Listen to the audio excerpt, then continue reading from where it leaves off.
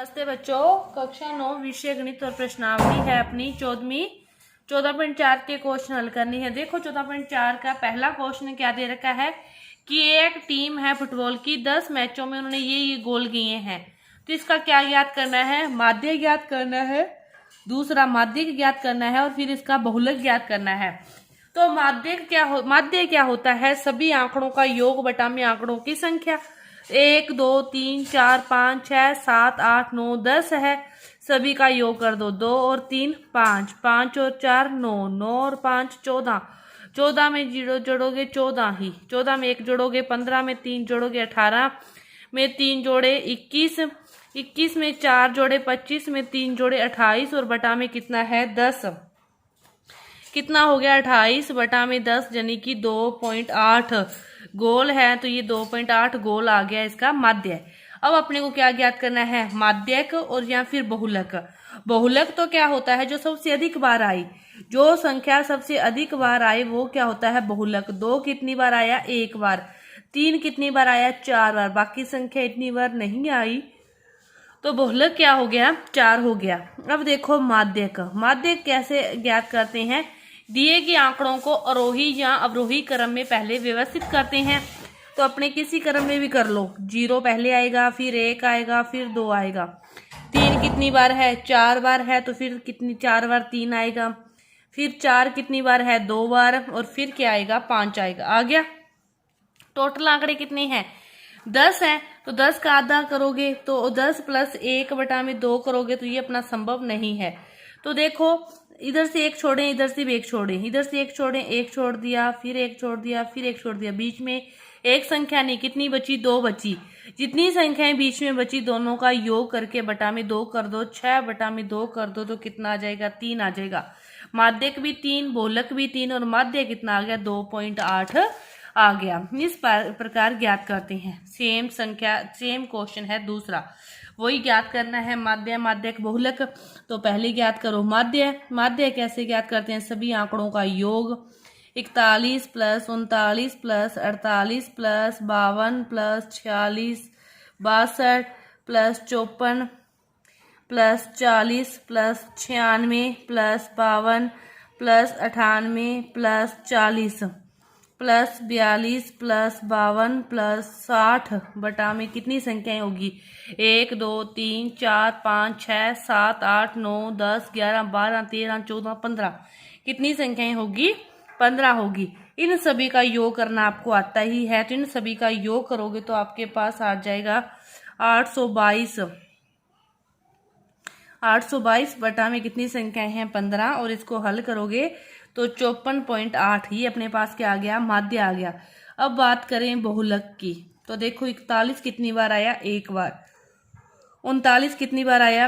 1 बार। 48 1 बार। 52 1 2 3 बार, 52 3 बार आ गया। इसी तरह 46 1 बार, 62 1 बार, 54 1 बार, 40 2 बार आया। तो 52 ही सबसे ज्यादा बार आया, तो बहुलक क्या हो गया? 52। ठीक है। अब ज्ञात करते हैं माध्यक। माध्यक ज्ञात करने के लिए आंकड़ों को क्या करो? आरोही या अवरोही क्रम में। तो अब देखो सबसे छोटी संख्या कौन सी है? 40। 40 से पहले क्या है? 39। 39 40 कितनी बार है? 2 बार। 41 कितनी बार है? 1 बार। 1 बार क्या है? 42। 42 के बाद है 46। 46 के बाद है 48। फिर 52 कितनी बार है? 1 2 3 बार। 1 2 3। फिर क्या आ गया? 54।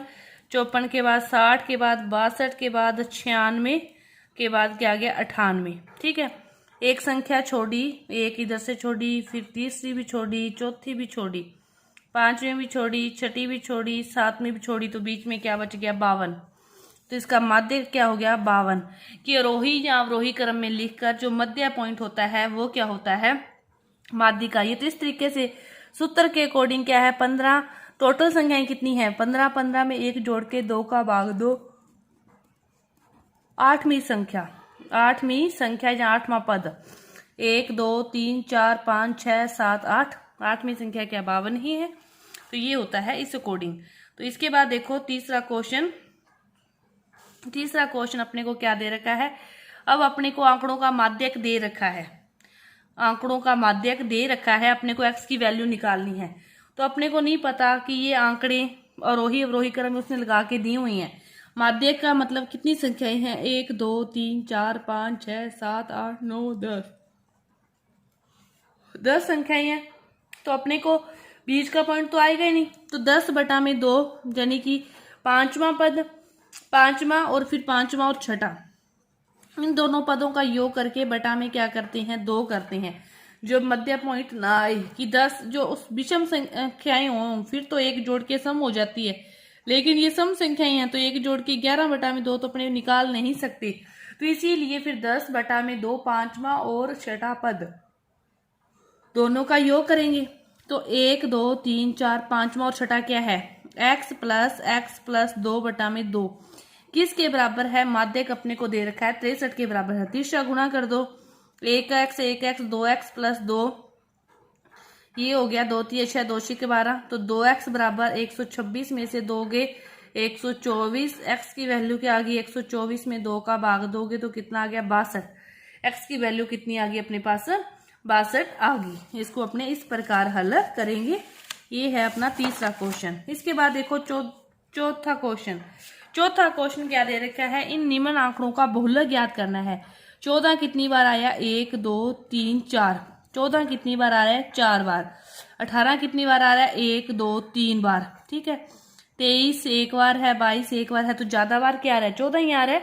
मतलब जो फ्रैक्शन सबसे ज्यादा बार रिपीट हो वही बहुलक होता है, तो इसका बहुलक फिर क्या होगा, 14 होगा, क्योंकि ये संख्या क्या आई है, ज्यादा बार आई है। अब देखो पांचवा क्वेश्चन। पांचवा क्वेश्चन अपने को क्या दे रखा है, अपने को ये कर्मचारियों का जो वेतन दे रखा है और अपने को ज्ञात क्या करना है इनका, अपने को ज्ञात करने के लिए दिया है माध्य वेतन।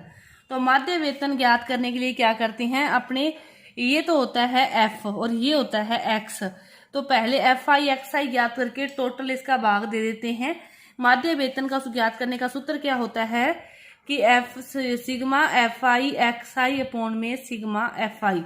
सिग्मा एफ आई का अर्थ होता है योग, वो इनका योग होगा, ठीक है। पहले इन सभी को ज्ञात करें, इसका अर्थ क्या होगा, एफ आई एक्स आई, इसको इससे क्या करें, गुना करें, तो 16 तीय क्या होता है, 48,000। 12 चौके भी 48,000, 5,000 को इससे करोगे तो 50,000, 8 छिके भी 48,000, 7 छिके 42,000, 8 चौके 32,000, 9 तिया 27,000, 10 को 1 से करोगे तो 10,000 और इन सभी का योग करोगे तो अपने पास आ जाएगा 3,05,000। ये आ गया इनका योग। इनका योग क्या है, 60 है, तो माध्य वेतन क्या होगा, 3,05,000 बटा में 60, 0 से 0 कट गई, 6 5 है 30, 5 भाग नहीं जाएगा, टूटेगी 6 48 और 6 3 18 और 6 3 18 18।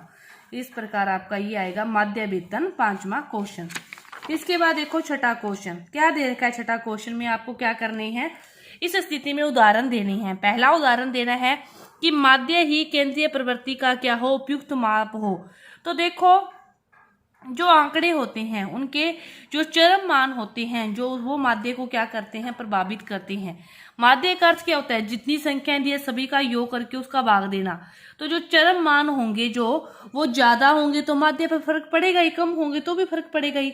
लेकिन यदि कुछ आंकड़ों में अंतर बहुत अधिक हो तो फिर इस स्थिति में क्या हो जाता है, जो माध्य होता है वो इन आंकड़ों का उत्तम प्रतिनिधित्व नहीं कर पाता। जैसे अपने कोई संख्याएं हैं, यदि तो वो सेम संख्याएं हो फिर तो वो प्रतिनिधित्व कर सकता है, लेकिन यदि संख्याओं में ये संख्या है 2, यहाँ पे हो 10, यहाँ पे हो 100 और यहाँ पे 500, 700 और 1,000, ठीक है। ये तो मतलब चलो सभी में अंतर आ रहा है, लेकिन 2 5 6 9 के बाद सीधा ही 9,000 और ये यहाँ पे सीधा ही 1,00,000, इस प्रकार की संख्याएं हो तो बहुत ज्यादा अंतर हो गया, तो फिर इन आंकड़ों का वो प्रतिनिधित्व नहीं कर पाता। देखो अपने एक ही परिवार के सदस्यों की ऊंचाई ले लें, जैसे 154.5 है, 162.8 है, चाहे 170.6 है, 156.8 है, 163.3 है, कुछ इस प्रकार की।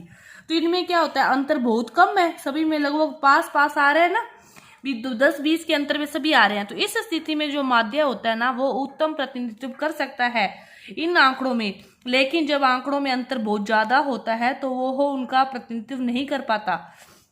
तो जो उसमें फिर क्या होता है, चरम मान, जो चरम मान होते हैं उनसे क्या होता है, यही प्रभावित होता है, अकेला माध्य ही। जो माध्यक और बहुलक होते हैं ना, वो प्रभावित नहीं होते। माध्यक और बहुलक वो इस चरम मान से प्रभावित नहीं होते। देखो आपके पास कोई संख्या है, यहाँ पे 2, 5, 5, 5, 5, यहाँ पे 1000 लिख दो, चाहे यहाँ पे 10,000 लिख दो, चाहे यहाँ पे 1 करोड़ लिख दो। इसका बहुलक तो फिर क्या रहेगा, जब 5 4 बार आया है तो इसका बहुलक तो हमेशा 5 ही रहेगा। इसी प्रकार माध्यक ज्ञात करने के लिए इसको अवरोही या अवरोही क्रम में लिख के बीच वाला पॉइंट आएगा वही आएगा, चाहे यहाँ पे साइड पे 1 हो, चाहे इधर 0 हो, चाहे लाख हो, चाहे करोड़ हो। इस मतलब जो उनके आम मानों में जो डिफरेंस है उससे अकेला माध्य ही प्रभावित होता है, बाकी चीजें प्रभावित नहीं होती। और कम अंतर हो तो वह उसका प्रतिनिधित्व कर सकता है। समझ गए होगे आप इस बात को। दूसरा क्वेश्चन कहता है कि जब माध्य केंद्रीय प्रवृत्ति का उपयुक्त माप नहीं है, जबकि माध्यक एक उपयुक्त माप है। इसमें क्या होता है कि जब अपने पास कोई भी संख्या, मान लो किसी भी 12 विद्यार्थियों के कोई अंक प्राप्त किए हैं, 15 विद्यार्थियों ने, क्लास के बच्चों ने अंक प्राप्त किए हैं, तो इन आंकड़ों में जो अंकों में अंतर है वो बहुत ज्यादा हो, तो इस स्थिति में माध्य तो क्या होता है, फिर इन आंकड़ों का प्रतिनिधित्व नहीं कर सकता। अभी भी अपनी बात कर रहे हैं। तो चरम मानों से क्योंकि माध्य तो प्रभावित होता है, लेकिन जो माध्यक है वो प्रभावित नहीं होता चरम मानों से। तो इस स्थिति में फिर माध्यक दिए हुए आंकड़ों का क्या कर सकता है, उत्तम प्रतिनिधित्व कर सकता है। इन तीनों चीजों के बारे में आप अच्छे से समझ गए होंगे। तो आपकी ये जो प्रश्नावली है 14.4 ये पूरी हुई। धन्यवाद।